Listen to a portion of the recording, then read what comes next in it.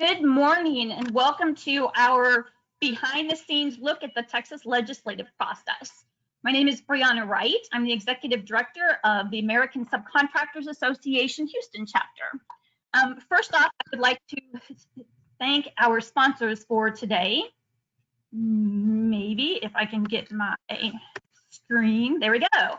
Andrew Myers and Cherokee Piping Company. Thanks to both of those companies for being our sponsor today. Our behind the scenes legislative look at the Texas legislative process. We've got Texas State Representative Sarah Davis, Texas State Representative Dan Huberty, Jennifer Fagan, Vice President, Governmental Affairs, Texas Construction Association, and our moderator today will be Andy Adams of Adams Insurance Service. I will read through a bio real quick of each one of our panelists and the moderator, and then I will turn it over to Andy to start the panel presentation. State Representative Sarah Davis graduated from John Foster Dulles High School in Sugar Land in 1994 and attended college at Baylor University, where she was a member of the debate team. After earning a bachelor's degree in economics in 1998, she went on to earn her law degree from the University of Houston in 2001. Sarah is an experienced attorney devoting her career to defending against personal injury lawsuits. She is of counsel with the national law firm of Wilson, Elser, Moskowitz, Edelman, and Dicker, LLP, and her clients include individuals, local businesses, and Fortune 500 companies. Sarah was first elected to the Texas House of Representatives in 2010. Since then, her time in the House has been marked with consistent victories to expand access to healthcare and cancer screenings, improve public education, and protect women and children from violence and abuse. Sarah currently serves on the House Appropriations Committee as the Chief Budget Writer for Health and Human Services and the House Insurance Committee. In the past sessions, Sarah has served on the Health and Human Services, Criminal and Civil Jurisprudence, and Public Health Committees, along with chairing the General Investigating and Ethics Committee and the Appropriations Subcommittee on Budget Transparency and Reform. She has also been selected as one of 5 members in the House to negotiate the final provisions of the past 3 state budgets for fiscal years 2016-17, 18-19, and 2021. Welcome, Sarah. State Representative Dan Huberty was sworn in to serve District 127 in the Texas House of Representatives on January 11, 2011. He has been re-elected to this seat 4 times and has served in 5 legislative sessions. Huberty was named the chairman of House Committee on Public Education for a 2nd term. He has been lauded as a fair but firm chairman who runs efficient and effective hearings. He also serves on the House Committee on County Affairs. Huberty has served on the Committee of Public Education each of his previous sessions and as the chair of the Subcommittee on Educator Quality in the 84th session.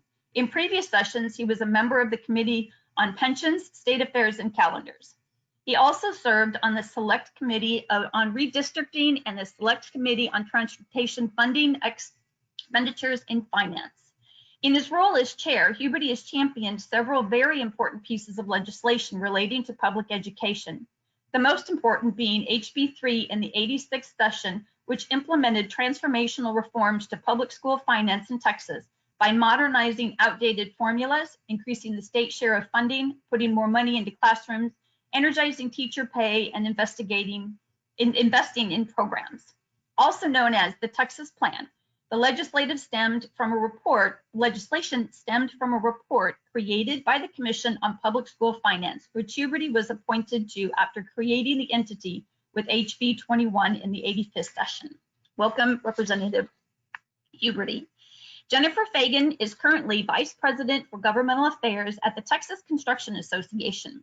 Jennifer has worked in and around the Texas legislature for more than 20 years, starting with her first job out of law school as a legislative aide for Appropriations Chair Robert Junel, Democrat from San Angelo in 1996. Before joining TCA, she was a regional vice president for government affairs with Windstream Communications, covering Texas, Oklahoma, and Arkansas. Prior to that, she worked for Senator Robert Duncan, a Republican out of Lubbock, for 11 years as the director of Senate State Affairs Committee.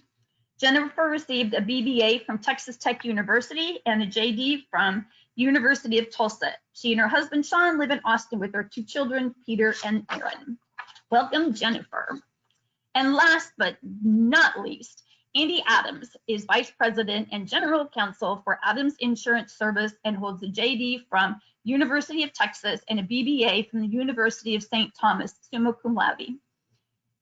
Born and raised in Houston, Texas, Andy likes to say that he has worked for Adams Insurance from birth.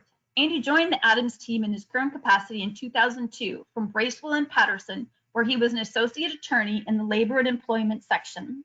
Andy is part of the 3rd generation of Adams family to work at Adams Insurance. In addition to his duties as general counsel, Andy brings a unique perspective to the service Adams provides with his background in labor and employment litigation.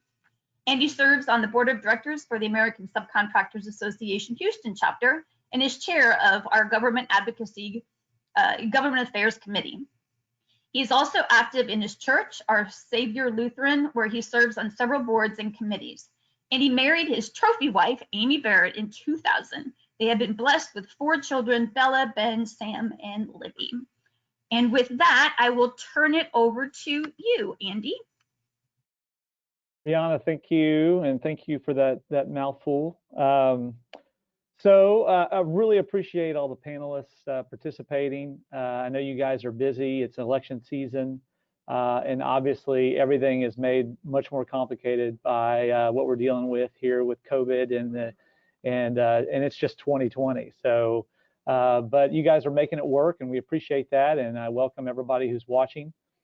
We usually start these panel discussions by asking each of you, what the most pressing issues are for 2021, and what you guys will be dealing with in the legislative session. I can tell you that, at least according to estimates this summer, and I would think that if anything, they may be worse, but the revenues in the Texas budget are expected to be $12 billion less than projected. And because it's 2020, this is our softball question, guys. How are you going to balance the budget? We're going to start with Representative Sarah Davis, and we'll go to Dan. And if Jennifer has any comments after that, we'll go with her. But Rep Davis, that's an easy one, right?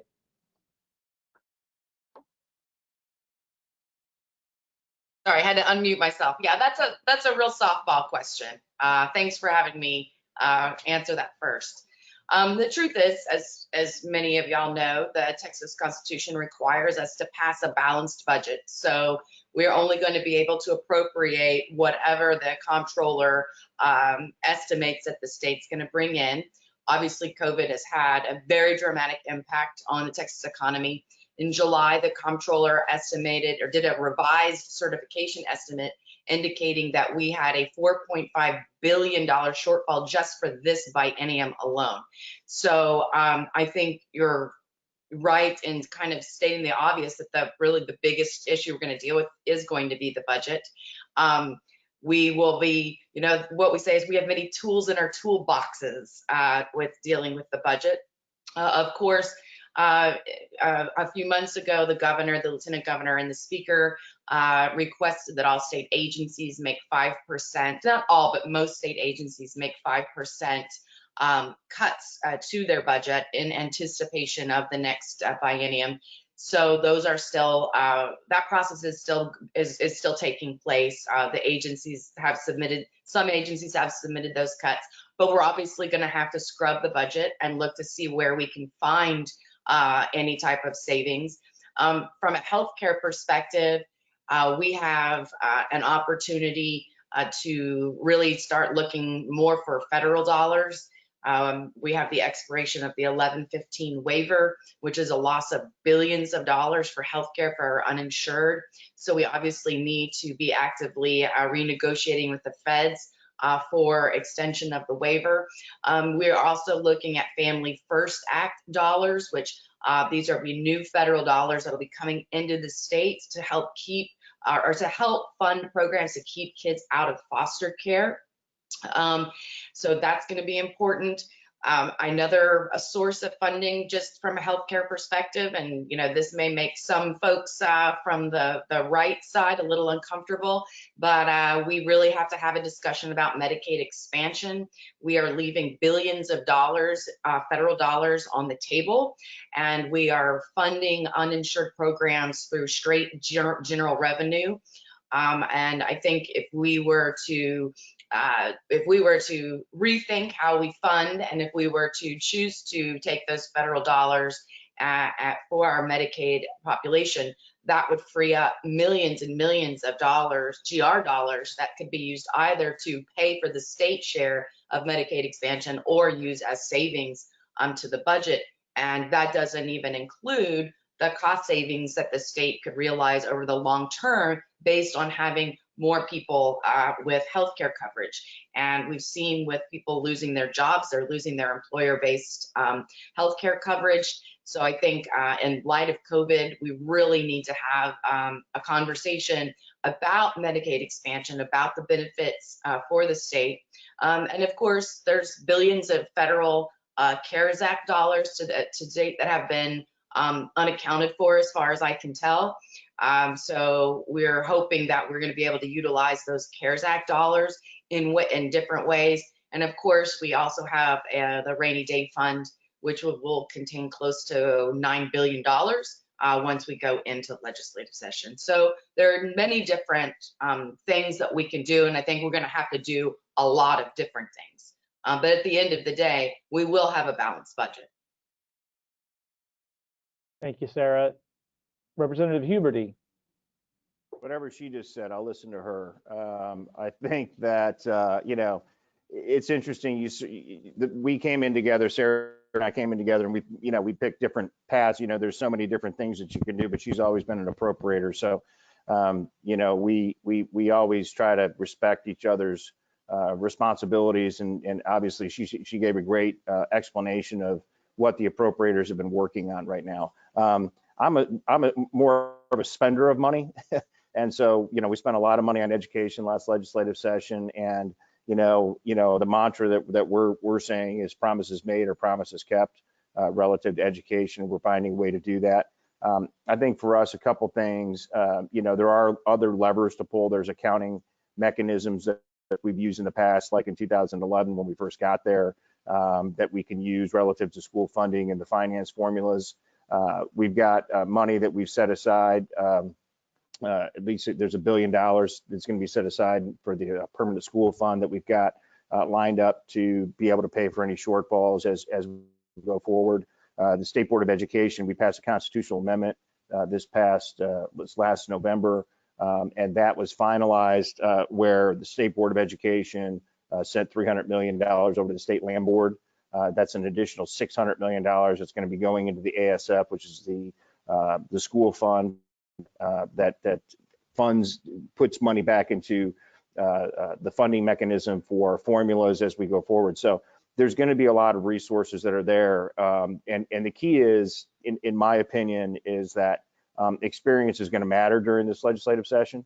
And, having people like Sarah come back and other members of the appropriations team to come back that actually understand the budget, understand how to get this to work, is going to be critical for all of us as we go through this legislative session.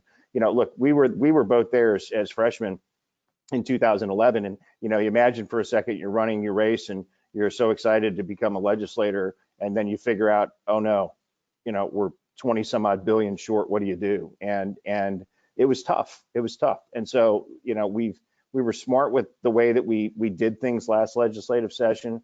I'm seeing, the economy coming back a little bit, but it's going to be incumbent on,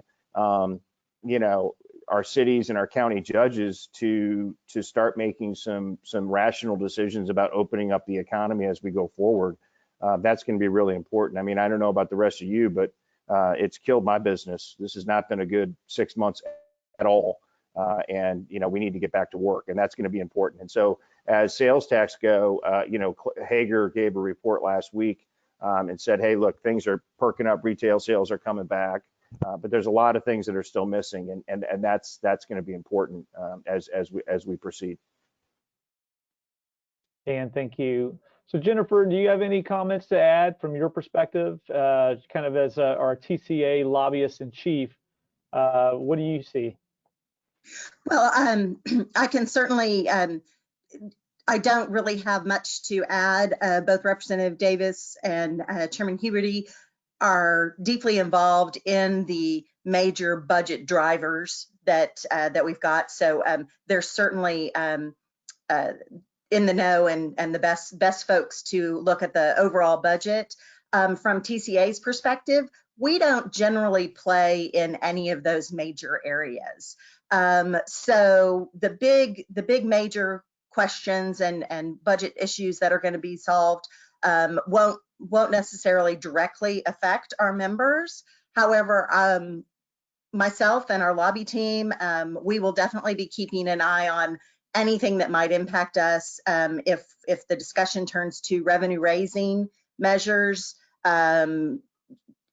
exemptions of anything, restructuring sales tax exemptions, restructuring any sort of franchise tax structure, anything like that, we'll definitely keep an eye on. But other than that, luckily for TCA members, we don't really play in the major arenas. So we'll just sit back and watch these guys tackle the hard issues and just monitor things for issues that might directly affect our members. And I wish you luck, lots and lots of luck. Yeah, thanks. Thanks, Jennifer. So just switching gears to COVID-19, which is obviously the probably one of the biggest topics on everybody's mind. That's been a challenge to the construction industry. From day one, they've been considered an essential service. And so, building a building while working remotely really doesn't work. You have to be there to put the work in place. And so our contractors have been changing and adapting on the fly as we go. So now you guys, the session has not been meeting this year. And so you kind of, obviously you guys are working even though the session's out of session, but as we come upon this new legislative session, how's it going to be different? What are you guys going to be doing that it will look different? And because of those differences, how is the public going to engage? Representative Huberty, let's start with you. Sure. Well, obviously, during the interim sessions and, we typically hold hearings and have a process that we work through. I had one meeting last year in the fall, specifically about implementation of House Bill 3 that we passed. And then, obviously we got into campaign season, primary season, and people typically don't want to meet during that period of time. And then obviously right after the primaries is when, mid-March, we got the announcement, hey, this is much worse than we thought. So we created a process in the House. House rules are a little different than the Senate rules, but the House rules are such that we can't do Zoom meetings and things of that nature with our committees. And so we went through what they call an RFI process. And so on our website, committee House website, we put out the charges that we had, and we're asking for responses, and we're getting that. They allow us to do kind of a webinar if we wanted to do that. And candidly, I've watched a couple of those and decided that I'm not going to do that. We're just going to go through the RFI process right now. As we move into the session, we've taken tons of, certainly the chairman of administration, Charlie Guerin, has been working very hard with, on the House side to protect the members and where they're at. We did a bunch of surveys to figure out, what do people want. And really, your office is your office, and you're able to make whatever policies and decisions that you feel is best and safe for your office. I do not envision these large gatherings of, people coming down to specifically, you have your lobby days where there's, thousands of people that are showing up in the Capitol. I don't, unless the vaccine comes out or something along those lines, I don't see that happening initially at least. I mean, we'll see where we get. I mean, there's been some great news on, some of the treatments and programs and the vaccines and things of that nature. So I think there's going to be some of that's going to play into it. And then relative to the House floor, I've heard all kinds of ideas and concepts of, plexiglass or, variety of different things that are going to happen. I think, we're in October, it's just around the corner. It's in 3 months. We're going to have to start making some decisions as we go forward. I know that there's plans in place. There's a variety of plans in place. We're kind of waiting, but, for me personally, the best thing that ever happens is to be able to have that interaction with the general public, to have people there, to have the people that you trust there. But it may look something like this, Andy, where, you guys, your lobby day is a Zoom day and you talk to me, on a Zoom call about, specifically what you may or may not want. And so, we're going to meet. We're one of only 3 legislative bodies, is my understanding, that have not met during this process. Congress is in session. They're meeting. They're working. So it can be done. It can be done safely. And that's the key, is that, my concern is obviously first and foremost my staff, to make sure that they're protected, because that's important to me. And then, obviously having interaction with my constituents would be second. And then certainly the opportunity to talk with groups like yourself. And obviously, we don't know what's going to happen relative to, who's going to win, meaning who's going to keep the House, or the Republicans or the Democrats going to keep the House, who the speaker will be, what position either one of us will be in. We don't know at this particular time. But clearly, based on the knowledge that we've gained over the decade we've been there, we certainly, at least from my perspective, plan on being involved in education, and we'll be having meetings and discussions about that, because COVID really has had a huge impact, certainly on the funding of education and where we're going to go and how we're going to do it. And we can certainly talk about that later. But we've done a lot of work during the summer that didn't require us to be in the Capitol, that we did a lot on the phone with the governor and the lieutenant governor and the speaker and Chairman Taylor and myself, working on opening of schools and how we're going to do that and things of that nature. So, this is kind of the new norm, but I think everybody's pretty much, in my opinion, is sick of it, because this is not how you get things done. Personal interaction is the best way to accomplish what we want to accomplish. Thanks, Dan. Sarah, I want to give you an opportunity. Sure. I think Dan really just covered everything. At the end of the day, at this point, I don't think we really know at all what it's going to look like. I agree that I don't think there's going to be big lobby days.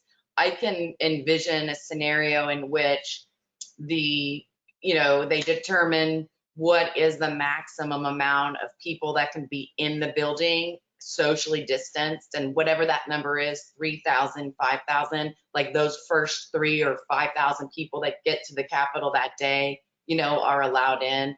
We've heard rumors about people proposing to limit the number of bills we could file. I don't envision that happening. That would be a very difficult fight to change the House rules. I don't think they would be successful. We know we've got some UV ray light disinfecting robots for both of the chambers, because we can't use chemical disinfectants in either of the chambers, given the nature of the antiques and all the art in those rooms. So there also can't be plexiglass type dividers in the House chambers, because you can't use chemicals to clean those without affecting the environment. So we know we can keep the committee rooms disinfected, but we've got apparently some robots that are going to be disinfecting the chambers. I don't know what testing protocol is going to be.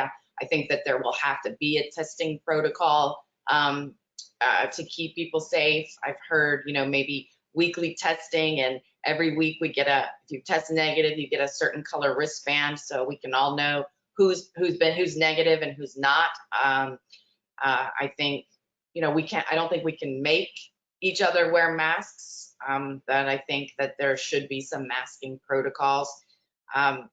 But I don't even know if we're going to be able to be there for the whole 140 days. If we get there and we have some kind of an outbreak. So it's really hard to say. And like Dan said, we don't know what the House is even going to look like. We don't have a speaker at this point to sort of be leading on any level. And Charlie Garen is doing a great job but still there's just so many unknowns. But I think that, you know, you basically want to be able to FaceTime with people, because I think there's going to at least be very limited access to the building. And, you know, if I'm reelected and I'm in the same role as chair of Article 2, you know, most of the public that comes to testify are people that have compromised immune systems. So I definitely wouldn't want to endanger anyone. So we're going to have to create some type of a way to have virtual public testimony. I would think, because I don't think it's particularly safe for some people to come to the Capitol. But I think it's really a big unknown right now. Thanks, Sarah. Jennifer, did you have any comment? Well, I can just say that TCA, we have an annual Walk on the Capitol and our TCA Roundup, and officially our board hasn't taken any action. We still have those dates, February 9th and 10th, set aside for an event for TCA and our members. It may turn into a virtual event. It may turn into much smaller, you know, virtual meetings with legislators. You may have a member who is willing to meet with 2 people in their office or something. So the key to everything that we've been doing and preparing for the session is just flexibility. We're just going to be prepared for as many scenarios as we can come up with, and try to offer our members as many opportunities as we can to engage with their representatives. And from the lobby side, the same way, as both Representative Davis and Chairman Huberty know, we all have your cell phone numbers, you know, so we know we'll be able to reach out to the members and their staff, even if we're not allowed into the building. And I just wanted to make one last point, because we did start off talking about COVID. And you're right, our members, TCA members, have been fortunate to be able to continue their work during this health crisis and pandemic, as we were designated as a necessary business. And that's really important. There were bumps in the roads. We've got all kinds of, but our members have been flexible and resilient and have responded. They have creative ways of, you know, within 2 weeks of the pandemic being, you know, officially announced and things being shut down, I've got pictures of members who have, you know, created plexiglass booths with a armhole in it that they put a thermometer through and check temperatures of their guys on site every day. I mean, we've got one company that uses a tracking software so they know where their members are, where their employees are. So if there is an outbreak, they immediately know who they've been in contact with, what job sites they were on. So our members have been amazing in their ability to adapt to what's going on and be able to continue their business as best as possible.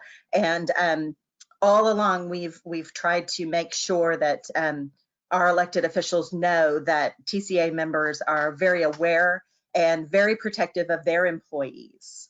So we appreciate every opportunity and everything that every bit of attention that you've been able to give us to help us continue our work. So again, flexibility. We're ready for anything, and we're just going to play it by ear.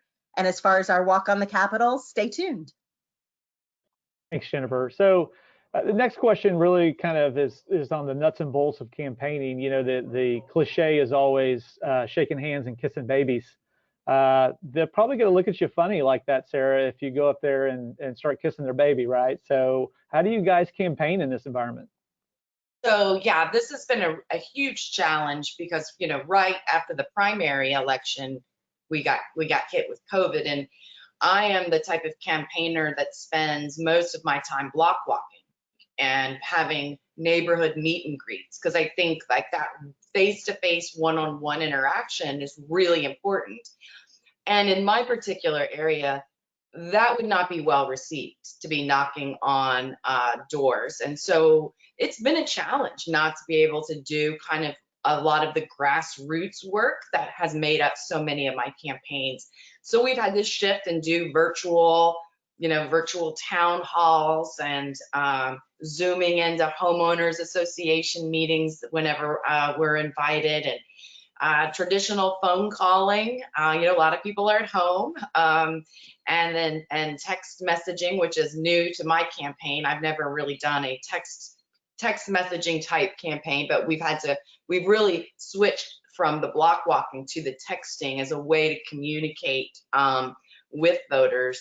But it's definitely been a challenge. So we're really most of our quite frankly, most of our money is spent on mail and digital advertising and TV.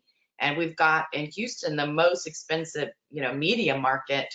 So it's a very expensive campaign. And I think it's more expensive when you can't do just that, one-to-one, hi, I'm, knocking on your door, or having, a meet and greet in the backyard from your neighbor. So it's a challenge, but everyone's facing challenges, and we just have to do the best that we can to adapt. I think a lot of people spend their days like me. I'm on my computer all day, either working or Zooming for, constituents. So then in the evening, the idea of like a virtual fundraiser from like 6 to 7 is kind of like, oh, I've been on the computer all day. But we try, you just have to, push forward. We see some areas in Texas where colleagues are able to block walk, and in the more rural areas, people tend to be, they're more responsive to that. But given my district, home of the Texas Medical Center, this is just not an area that people are ready to answer the doors. Now we are doing literature drops, like contactless literature drops, and I know we have one. Some of y'all members are going to help do that coming up, I think, on the 17th. So we'll just be, we leave literature, but we don't try, and have that face-to-face interaction. But it's difficult. It's just really difficult, especially from someone who just block walks constantly. Dan, do you have any thoughts to share?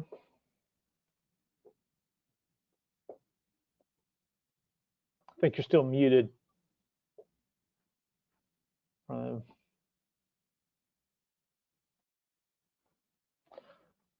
Dan gets that figured out. How about Jennifer? Do you have any thoughts about that at all? I can just say, TCA members, we have one of our lobbyists, Alan Burrows, does a great job of helping to organize block walks, and unfortunately, we haven't been able to do as many during this campaign season. But we are, there are some, and we're starting to do a few, and to work with the campaigns that are comfortable and that are doing those. I know he's organizing a phone bank for at least one member as well. So maybe we'll be able to help out these last few weeks with some phone calls. In addition, what hasn't changed is our PAC contributions. Our PAC board met last week. We have a list of endorsements that we do plan to get out later this afternoon. And both Representative Davis and Representative Huberty are, of course, on the list.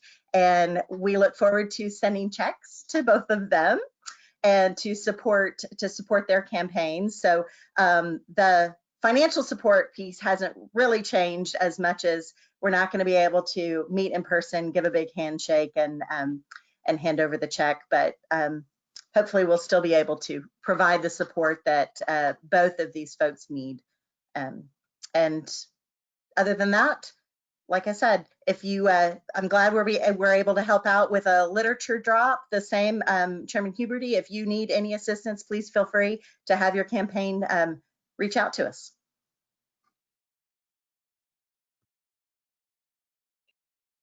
We're still not getting Dan. I love technology. It's so awesome.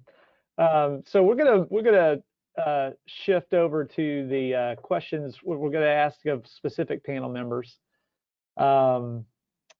And the first one actually is to Jennifer as our VP of Government Affairs for TCA. So Let's talk about the priorities that TCA has for contractors, subcontractors this session, and what TCA members can do to support your efforts.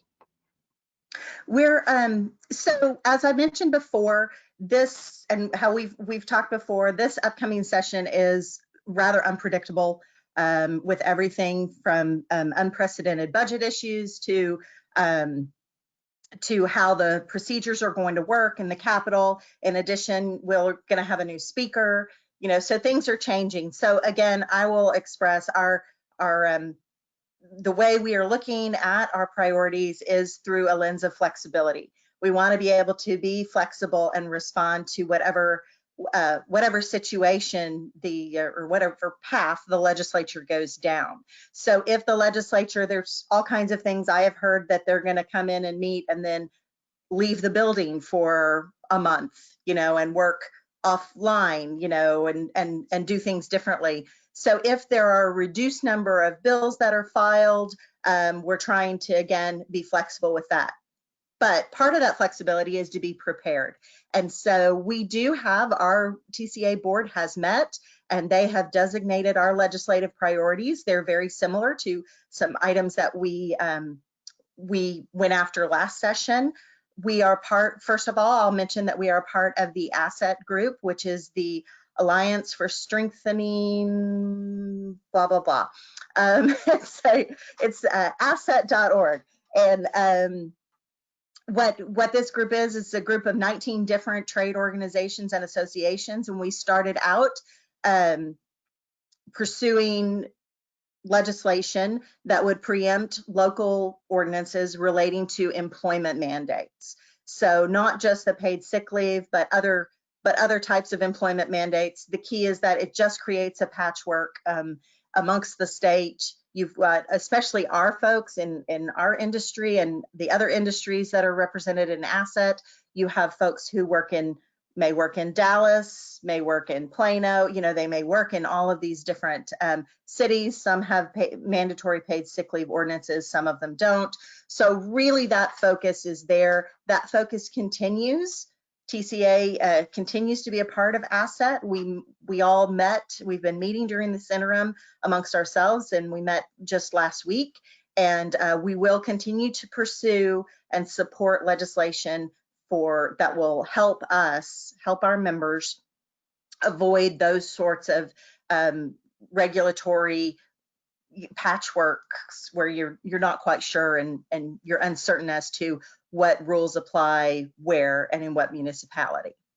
The other issues that we have mentioned in the past that we will continue, we are going to work on our design defect litigation. So design defect legislation, which relates to design defect litigation, which essentially reverses the longstanding Lonergan case from 1907, which has been reversed and changed in 49 other states. We're the one and only state which allows for a contractor to be sued for design defects caused by changes in engineering plans or defects in design documents. So when our folks implement and build what they're told and what the engineers and architects tell them to build, we want to only be responsible when we mess up, not when the negligence is on the part of one of the design professionals. One of the other big issues is retainage. Some of the issues, our folks, TCA, are very familiar with retainage. It is that mandatory 10% that's withheld until the end of the contract. The difficulty we have is if there are financial difficulties, which are widely expected to occur in the coming months or years. And you're going to see a lot of projects have financial difficulties. When that happens, if a bank is forced to foreclose on their loan, that wipes away any lien that our members have on that retainage. So we have folks who have been on site, performed their work, provided their supplies, and they're just waiting on the end of the project for them to get their remaining 10%. And if something happens and goes belly up, they lose any right to that 10%. and they're just out that money. And for some projects, TCA has a lot of small business members, but we also have midsize and large members, and some of those projects can equate to hundreds of thousands. We have one member that says they carry anywhere between $3 and $4 million in retainage on their books on a regular basis. So that it's a really important issue for our members, and we want to work with the banking industry to try to find a way to protect that 10%, which is in fact somewhat of a loan to the project. And last, in the interest of time, I'll be quick. We're also working with other interested parties on changes to the lien laws. The lien process is extremely complicated. In the past, we've sought out trying to develop a website. We're scaling back our request this time. We're working and we're hoping to have an agreed to bill that makes some changes and eventually updates and modernizes our lien system. For instance, allowing email service of a lien notice, very simple, basic things that you would think would already be allowed and just aren't. So we're working on an agreed to bill with those parties with the in order to update that lien system. So those are really our priorities. But again, overarching all of those priorities is flexibility. So we want to be prepared to be able to advocate for our issues, but at the same time, we're gonna be flexible as to what the members need and want from the lobby. So there we go. I probably took more time than you expected. Sorry. You're fine. No, that's great, Jennifer. Thank you. Drum Did I roll. get back? Dan. Oh yes, we got you back. Yeah, I got to tell you something. This is the whole purpose. COVID needs to stop because this crap is driving me crazy with the Zoom calls and everything else. I'm sitting here, my laptop's like your battery's going low. I'm like, where's the plug? What, you know, I was like, son of a bitch. So I didn't know if you were good. chasing Wi-Fi or it's a variety. Yeah. But everybody's become a part-time IT person, right? So, but I am not. So this is actually just in time to get our question specific to you. And, as chair of the Public Education Committee, we talked a little bit about the revenue shortfalls presenting a challenge, but what other challenges are you guys anticipating for public education in the session? Well, I mean, a couple things, so we made an announcement last week. One of the things that we found is that, kids started virtually. Many of you have kids, and you note that school started virtually for a lot of kids. And depending on what county you lived in, we had county judges that would maybe not allow you to start or suggested you wouldn't start in person. Well, we reminded them they don't actually have jurisdiction over our school districts. They're called independent school districts for a reason.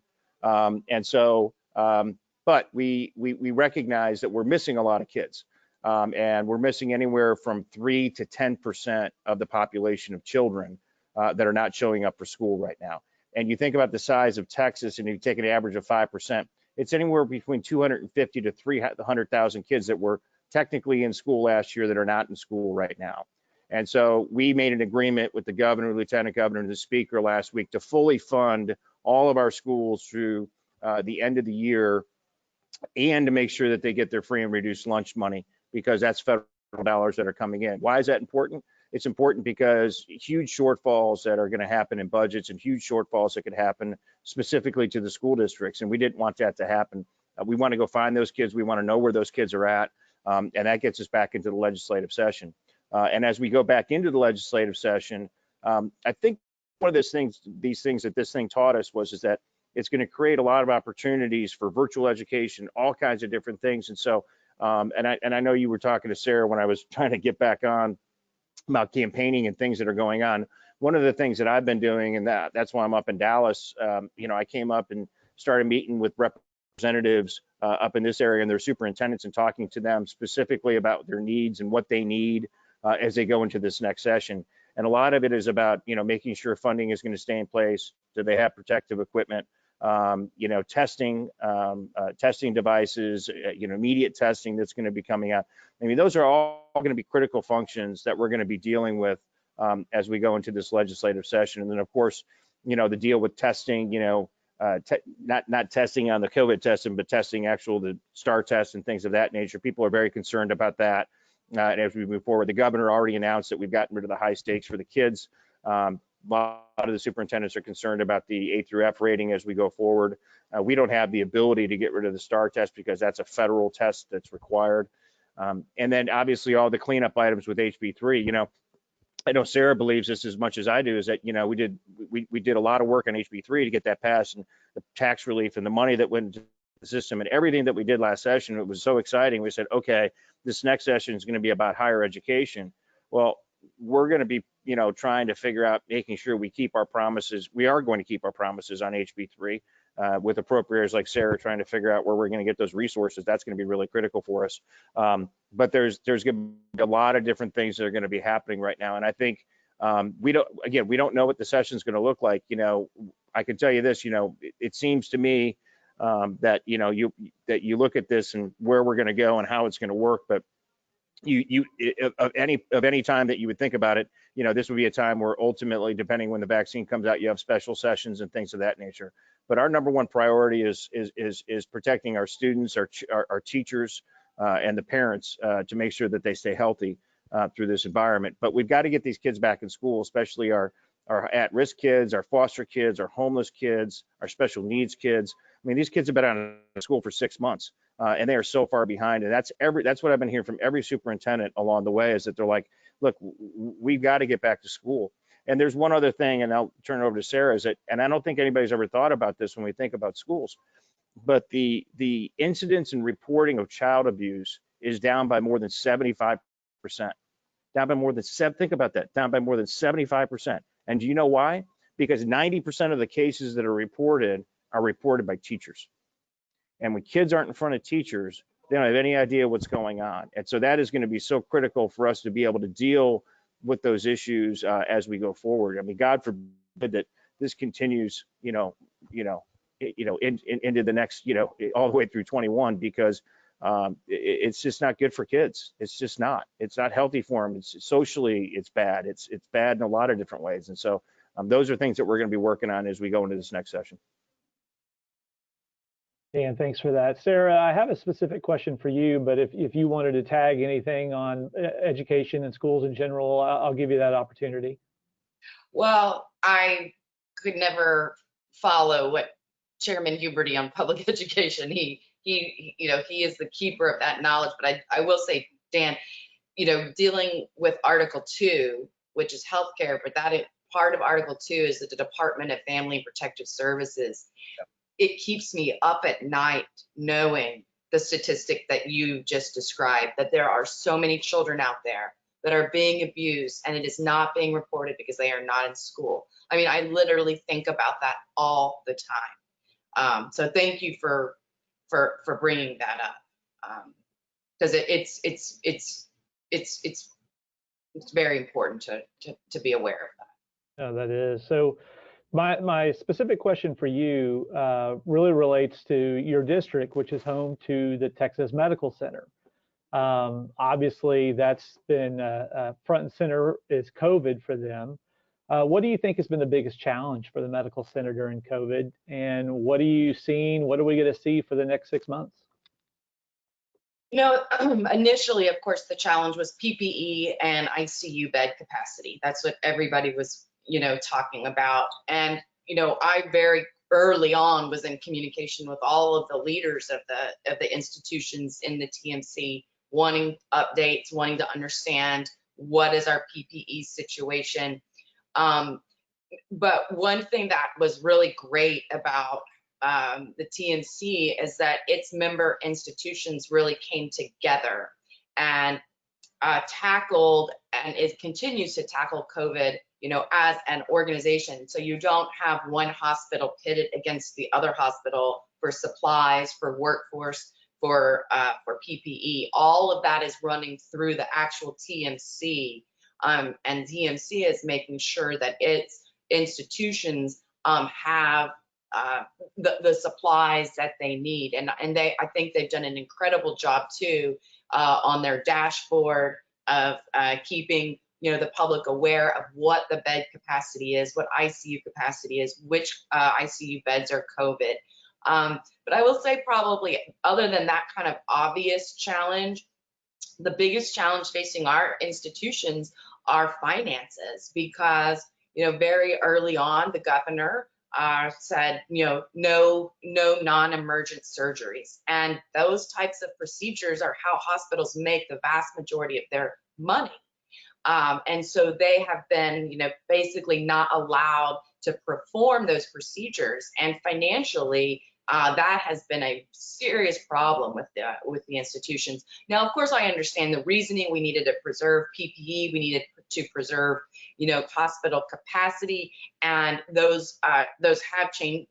Those executive orders have changed, and hospitals, if they meet certain parameters, are allowed to engage in those non-emergency surgeries and medical procedures. But really, that was the thing that just hit the TMC the hardest, is just the financial loss of being able to do anything except treat COVID patients.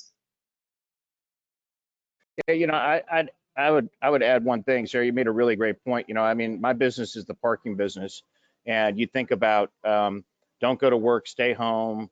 No baseball, these other things has an impact as we go forward. But you made a great point. We also have facilities in other parts of the country that depend on hospitals and things of that nature, and ambulatory care and elective surgeries, and they've gotten rid of hundreds of thousands of employees as a result of this impact. And you wonder how quickly does that come back, and what the impact of that's going to be as we've looked at that.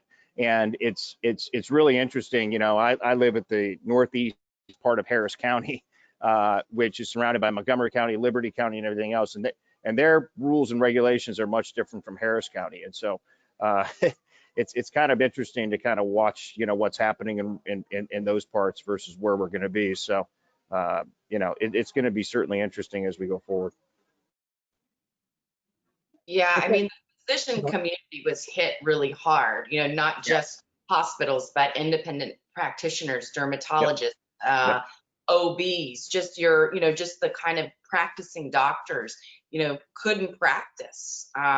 Dentists, couldn't practice. And so you had a lot of people in the medical community that were, on the verge of losing their practices.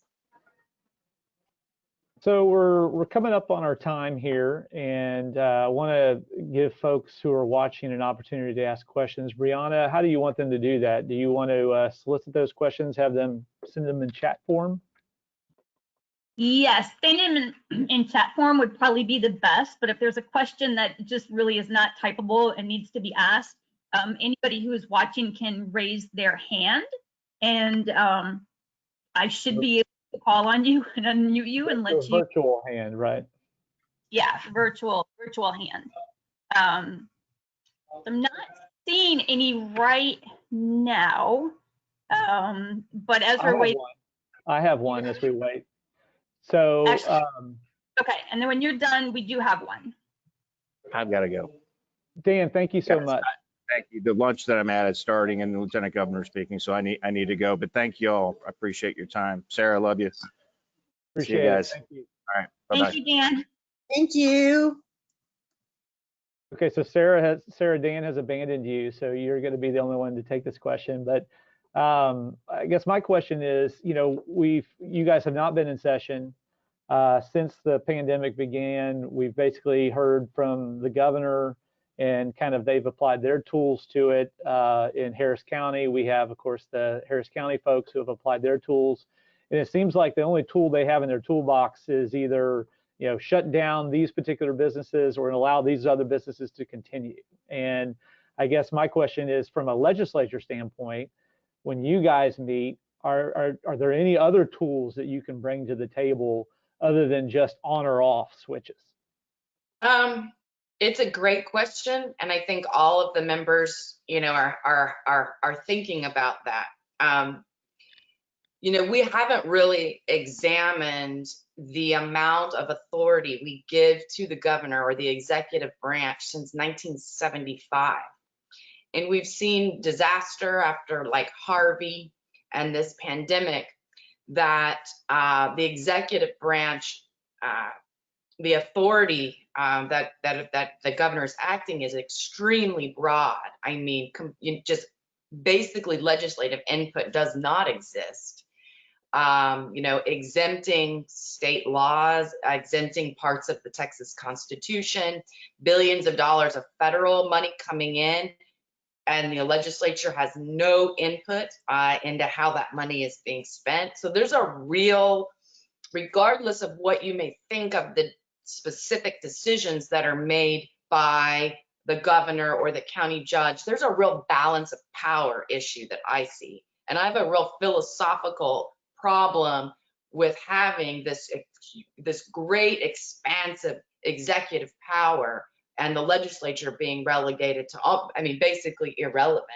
And so I think you're going to see a lot of bills, including some from my office, that will attempt to address just this really, I just think, tilting of the balance of powers that we're supposed to have in this state. So there's always the tension between the state, and the local governments, and that's been brewing, but it's just always there. It's never going to go away. But when you have something like this pandemic and you see different,